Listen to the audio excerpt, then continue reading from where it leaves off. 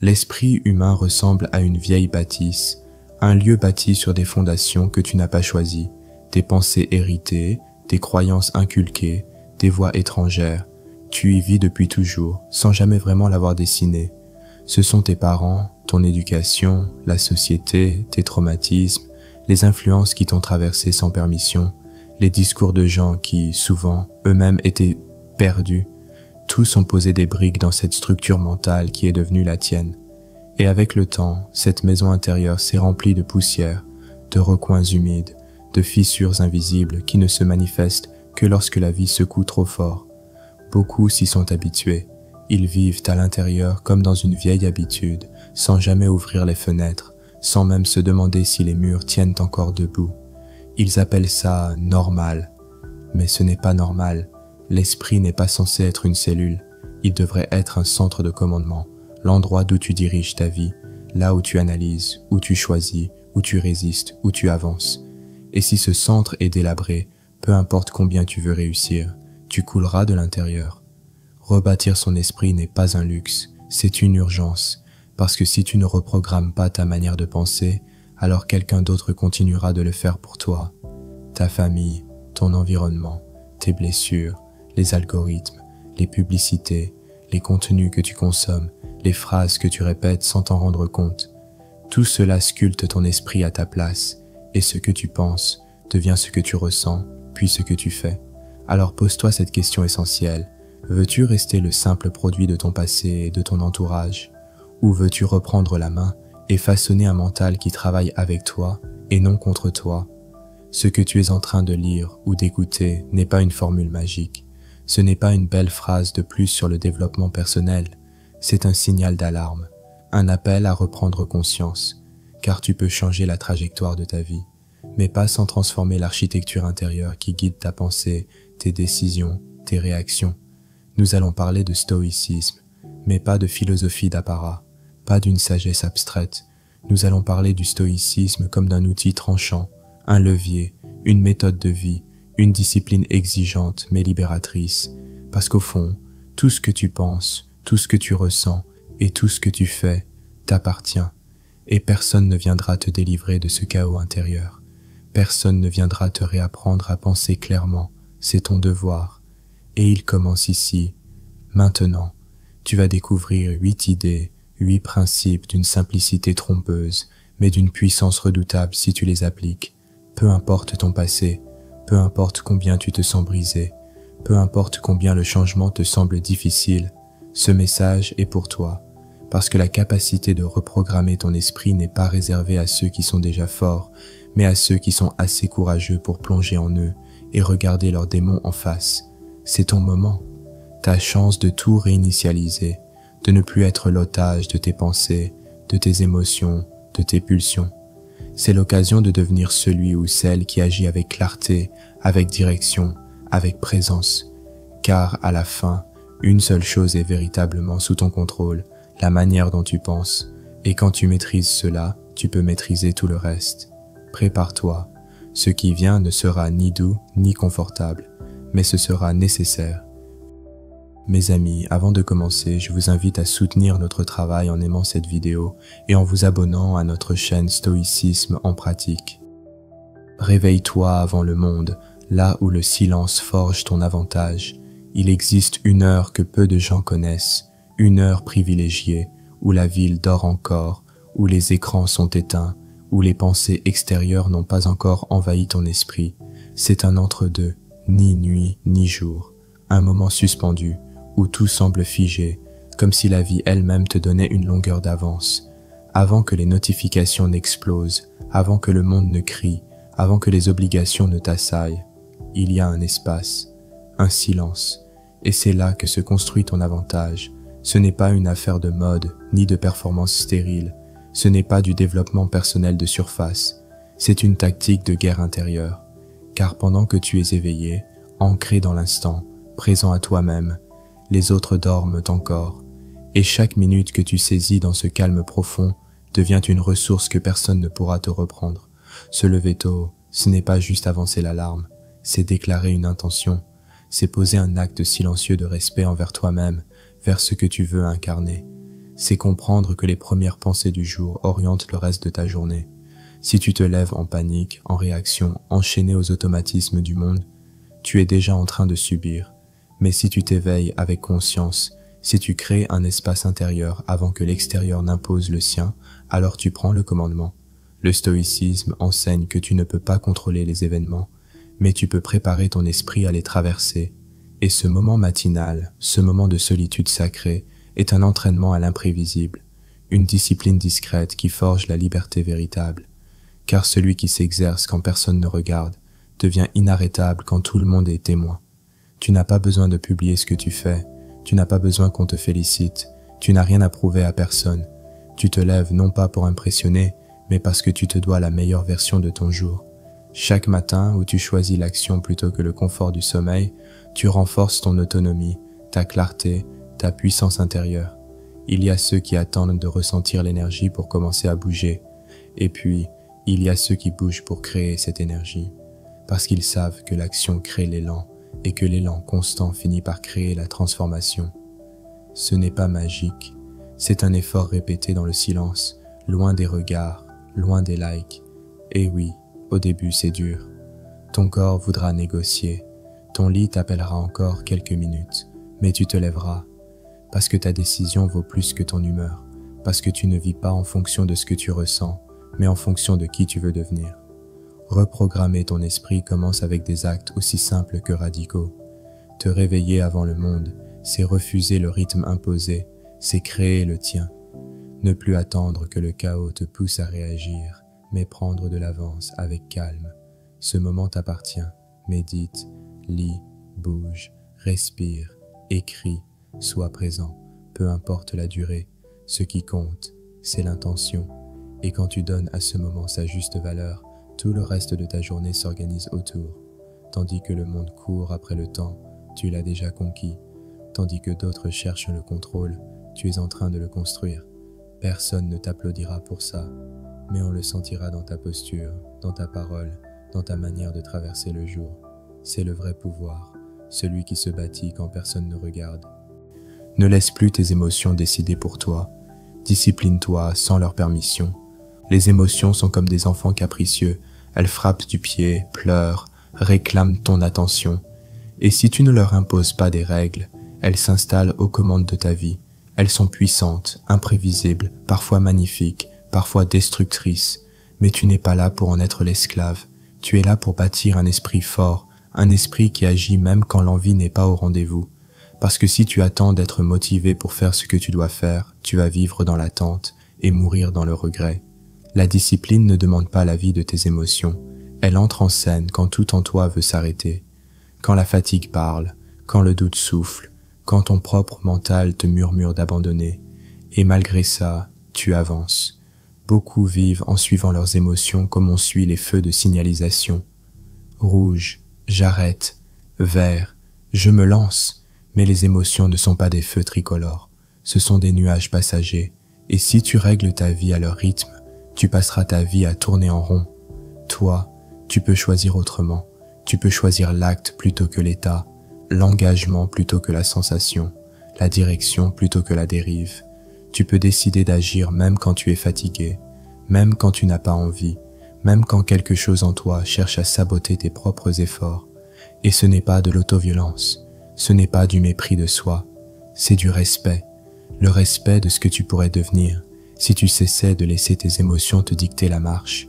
Le stoïcisme ne te demande pas d'être froid, il te demande d'être maître, non pas de tout ressentir, mais de ne pas être gouverné par ce que tu ressens.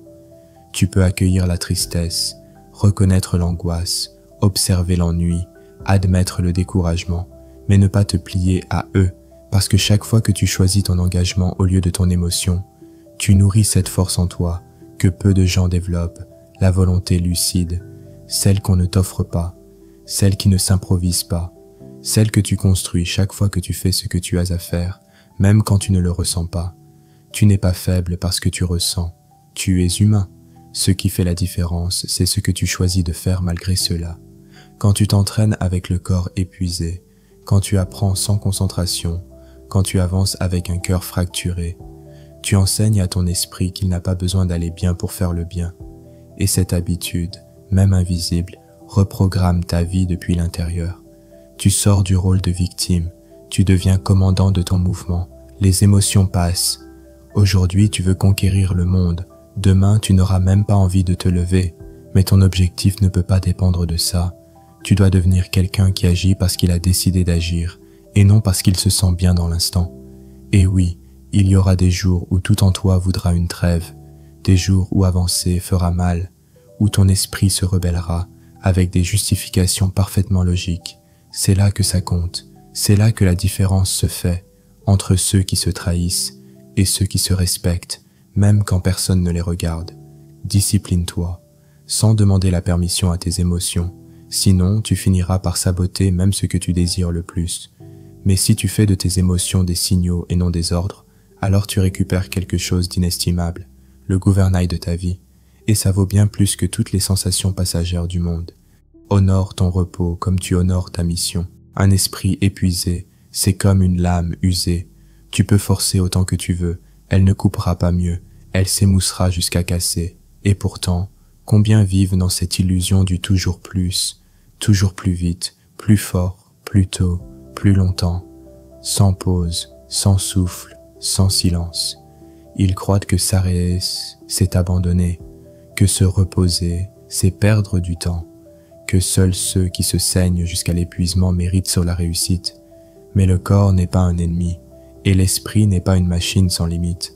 Ceux qui refusent de s'arrêter finiront par être arrêtés, par le burn-out, par la confusion, par la rupture. Le repos n'est pas un frein à ton ambition, c'est la condition de sa durée. Dans un monde qui glorifie l'agitation, respecter son repos devient un acte de souveraineté. Mais attention, pas n'importe quel repos, pas celui qui sert à fuir, pas celui noyé dans les écrans, les distractions vides, la surstimulation. Un vrai repos, authentique, intentionnel, profond, celui qui recharge, recentre, allège, celui qui nettoie ton esprit comme une pluie claire lave la poussière, parce que le corps pense aussi, et quand tu refuses de l'écouter, il hurlera à ta place. Le stoïcisme ne t'invite pas à souffrir pour exister, il t'invite à l'équilibre, à la sagesse du tempo, savoir quand pousser et quand relâcher. Tu n'es pas plus respectable parce que tu dors peu, tu n'es pas plus digne parce que tu t'épuises. Tu es grand quand tu sais t'arrêter, non pas pour fuir, mais pour durer. Dire « aujourd'hui je m'arrête, parce que si je ne m'arrête pas, je vais me perdre ». Ce n'est pas une faiblesse, c'est une force, une lucidité, une stratégie, parce que seul celui qui prend soin de son feu peut continuer d'éclairer. Celui qui respecte son énergie peut traverser la tempête sans y laisser son âme. Bien dormir, couper les écrans, respirer profondément, bouger avec conscience, écouter son corps. Ce ne sont pas des caprices, ce sont des besoins biologiques, mentaux et spirituels. Ce sont les piliers de ta clarté, de ton discernement, de ta paix intérieure. Ignorer cela au nom de la productivité, c'est saboter ton propre navire sous prétexte d'aller plus vite. Le véritable respect de soi ne se mesure pas à combien tu fais, mais à la manière dont tu t'autorises à te réparer. Faire plus n'est pas faire mieux. Faire mieux, c'est savoir être en état de faire. Et pour ça, il faut t'autoriser à ralentir sans culpabilité. T'autoriser à respirer sans penser que tu trahis tes ambitions. T'autoriser à te régénérer sans croire que tu abandonnes. Parce qu'un corps fatigué brouille l'esprit, et un esprit embrouillé te pousse à faire des choix flous, impulsifs, erroné. Te reposer, ce n'est pas perdre du temps, c'est le retrouver, c'est éviter les erreurs qui coûtent plus cher que les pauses, c'est protéger ton chantier le plus important, toi-même. Il y a une culture qui romantise la douleur, qui érige l'épuisement en gloire, qui confond sacrifice et mérite, mais la souffrance constante ne te rend pas plus noble, elle t'érode, elle te rend moins présent, moins stable, moins vivant. Ne confonds pas intensité et efficacité. Tu peux avancer avec force sans t'effondrer. Tu peux t'investir pleinement sans t'abandonner. Mais pour cela, il faut une discipline dans le repos, une clarté sur tes limites, une lucidité sur tes rythmes. Toi qui veux te transformer, retiens ceci. Tu n'iras pas plus loin en te négligeant. Tu iras plus loin en apprenant à t'écouter, en ralentissant quand c'est juste, en respectant les saisons intérieures, en te donnant la permission d'être humain. Le repos fait partie de ton plan de bataille. Si tu le cultives avec intelligence, tu penseras mieux, agirais plus justement, dureras plus longtemps. Tu deviendras non seulement quelqu'un qui lutte, mais quelqu'un qui reste entier en luttant. Honore ton repos, autant que tu honores ta mission, parce que l'un ne tient pas sans l'autre, et celui qui sait s'arrêter, s'enfuir sa vie, celui-là peut bâtir une vie forte, durable et vraiment sienne. Imagine qui tu peux devenir, et commence à te comporter comme si tu l'étais déjà. Il y a une image de toi, que tu n'as pas encore rencontrée, une version plus claire, plus ferme, plus centrée. Elle existe déjà quelque part, non pas dans le futur, mais en potentiel. Tu peux l'entrevoir comme une silhouette derrière un voile. Mais pour qu'elle prenne forme, il ne suffit pas de l'imaginer, il faut l'habiter. Visualiser n'est pas rêver, ce n'est pas se perdre dans des scénarios irréels, c'est donner un contour net à ce que tu veux incarner, c'est allumer une torche au milieu d'un brouillard intérieur. Tu n'y vois pas tout, mais tu distingues le prochain pas. Sans cette lumière, tu avances au hasard, tu trébuches à la première difficulté, tu remets tout en question au moindre imprévu. Mais quand tu sais avec précision qui tu veux devenir, chaque pas, même hésitant, a une direction. Tu cesses de réagir et tu commences à construire. Le mental a besoin d'une image claire, il a besoin d'un modèle auquel se référer, sinon il retourne à ce qu'il connaît, le confort de l'ancien, la sécurité de l'habitude, les automatismes du passé. Le cerveau est programmé pour te protéger, pas pour t'élever. Et si tu ne réécris pas ce que tu crois possible pour toi, il te ramènera sans cesse à ta zone de sécurité. Ta nouvelle identité ne t'attendra pas, elle te défie de la rejoindre. Le stoïcisme n'enseigne pas d'être ce que le monde attend de toi, mais d'incarner ce que ta nature profonde exige de toi. Ta nature supérieure, comme dirait Marc Aurèle, ce n'est pas ce que tu hérites, c'est ce que tu décides d'activer. Et cette activation commence par une image. Comment marches-tu quand tu es pleinement toi? Comment tu parles, tu penses, tu agis? Qui es-tu quand personne ne regarde? Qui es-tu quand tu n'as rien à prouver? Qui es-tu quand tu n'as plus peur? Une fois cette image captée, ton devoir est de t'aligner avec elle. Il ne suffit pas de penser à la discipline, tu dois agir comme quelqu'un de discipliné. Il ne suffit pas de vouloir la paix intérieure, tu dois te mouvoir comme quelqu'un qui a cessé de réagir au chaos. Il ne suffit pas de souhaiter être courageux, tu dois faire ce que le courage exige, même dans le doute. Ce n'est pas instantané, ce n'est pas parfait, tu vas parfois retomber dans ton ancienne version, tu vas douter, te contredire, te perdre, mais chaque fois que tu choisis d'agir en accord avec ton nouveau moi, tu affaiblis l'emprise de l'ancien, tu nourris la métamorphose, et plus tu répètes cet alignement, plus ton esprit commence à y croire. Il cesse de voir cette version comme un fantasme et commence à la reconnaître comme toi. Parce que l'identité, ce n'est pas quelque chose que l'on découvre, c'est quelque chose que l'on choisit et que l'on forge jour après jour. Tu n'as pas besoin de tout maîtriser pour commencer. Tu as besoin de commencer malgré l'imperfection. Et ce que tu ne peux pas encore faire parfaitement, fais-le authentiquement. Visualise ce que tu peux devenir et agis comme si tu l'étais déjà. Pas demain, pas quand tu seras prêt, maintenant. Parce qu'un jour, sans même t'en rendre compte, tu regarderas en arrière et tu comprendras. Tu ne joues plus un rôle. Tu es devenu cette personne. Et tu l'es devenu parce que tu l'as incarné avant d'être certain. Accepte où tu es, sans t'y installer. Ta vie actuelle n'est pas une sentence, c'est un instantané, une photo prise au milieu du mouvement.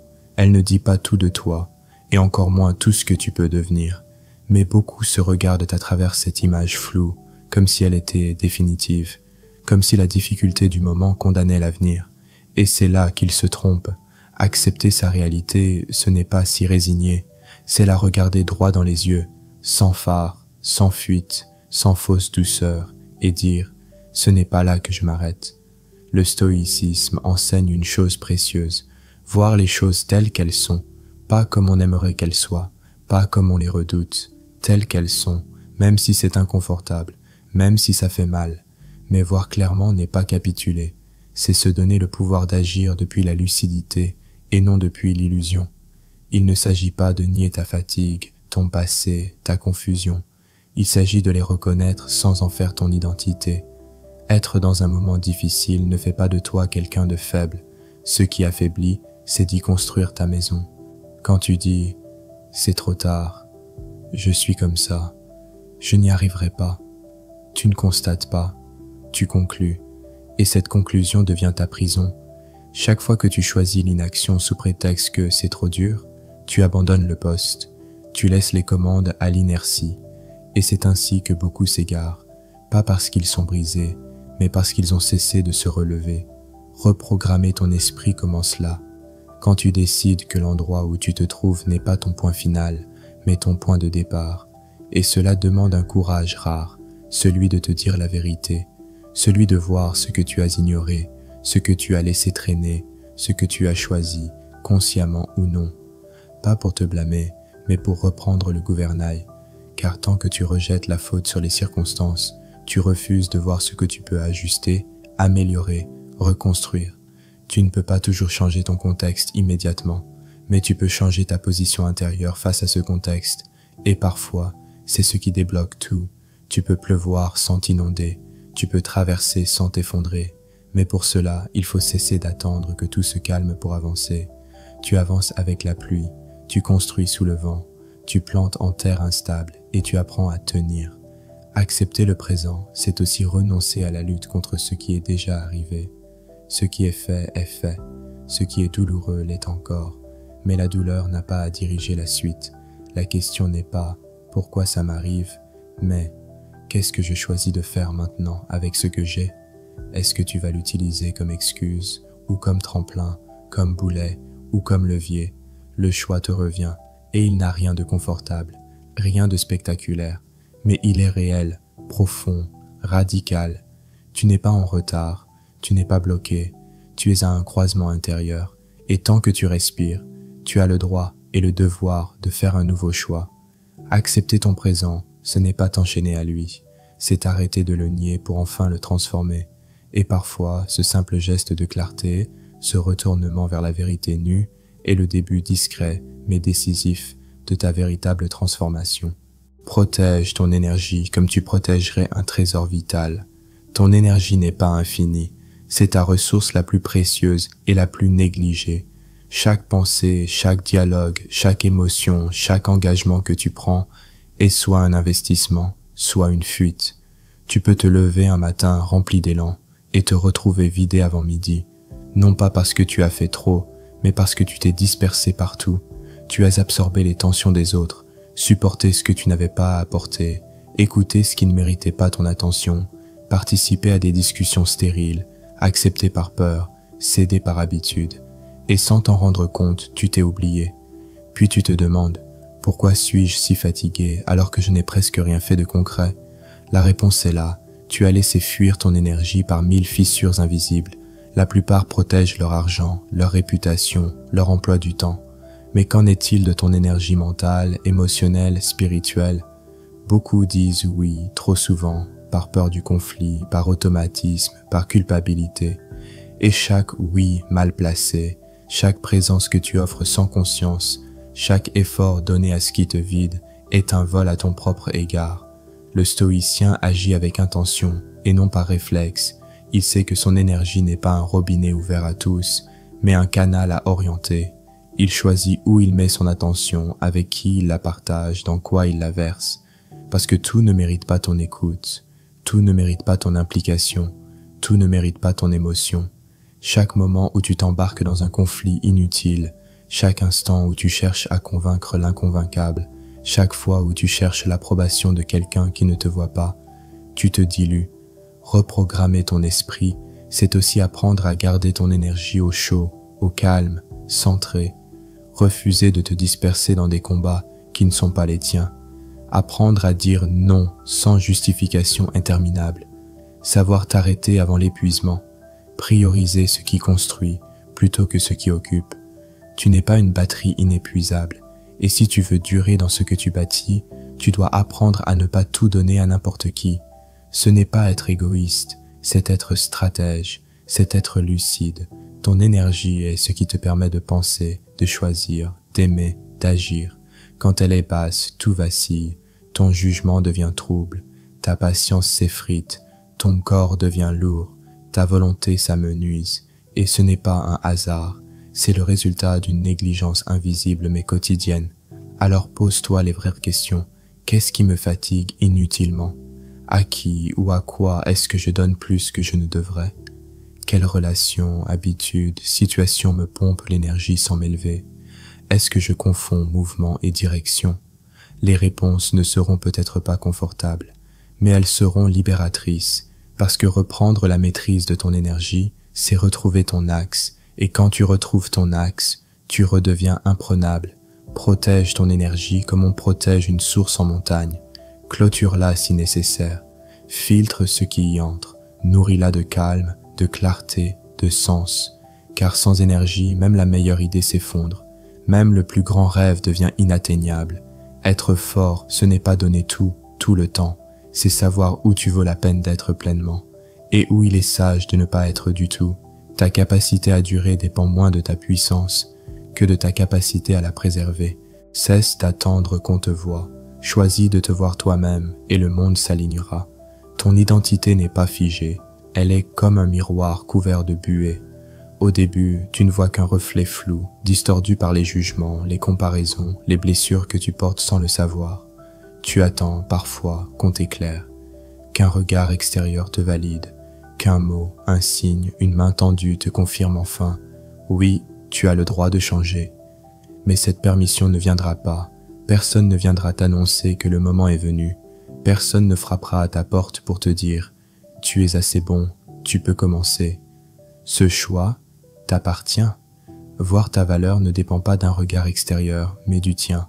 Pas d'un like, pas d'un compliment, pas d'une validation sociale, mais d'un pacte intérieur. Celui où tu décides enfin « Je me reconnais », même si personne ne me reconnaît encore. Attendre l'approbation, c'est rester à la porte de sa propre vie. C'est espérer que quelqu'un t'invite chez toi. C'est laisser les clés de ton être entre les mains de l'autre. Mais le stoïcien ne mendie pas d'estime. Il l'incarne. Pas par orgueil, par alignement. Il sait que le monde se comporte avec toi comme toi. Tu te comportes avec toi-même. Si tu te traites comme quelqu'un d'effacé, tu deviendras invisible. Si tu te traites comme une option, tu seras mis de côté. Mais si tu te tiens droit, même dans l'incertitude, le monde finira par s'incliner devant ta clarté. Tu n'as pas besoin d'être parfait pour exister. Tu as besoin d'être présent à toi. Tu n'as pas besoin d'être compris pour avoir raison d'avancer. Tu as besoin d'être cohérent avec ce que tu sais être juste. C'est cela, le respect authentique. Pas celui qu'on t'accorde, mais celui que tu t'accordes. Et il commence sans spectateur. C'est quand tu choisis de te regarder en face, sans filtre, sans faux semblant, et que tu décides d'agir comme quelqu'un qui mérite d'exister pleinement, même si tu es encore en chantier. Ce n'est pas de l'arrogance, c'est de la dignité, et c'est la base de toute transformation durable, parce qu'un jour, tu cesseras de faire semblant. Tu ne diras plus « je veux devenir », tu diras « voilà qui je suis ». Et ce ne sera pas une prétention, ce sera un fait, pas parce que le monde t'a validé, mais parce que tu t'es validé toi-même. Merci d'avoir été jusqu'au bout. Si ce message a résonné en toi, si tu t'es reconnu quelque part entre les lignes, alors écris dans les commentaires « Je me choisis ». Pense à t'abonner, à liker si ce contenu t'a parlé. Et surtout, souviens-toi, tu n'as pas besoin d'être vu pour être réel, tu as besoin d'être aligné pour être puissant.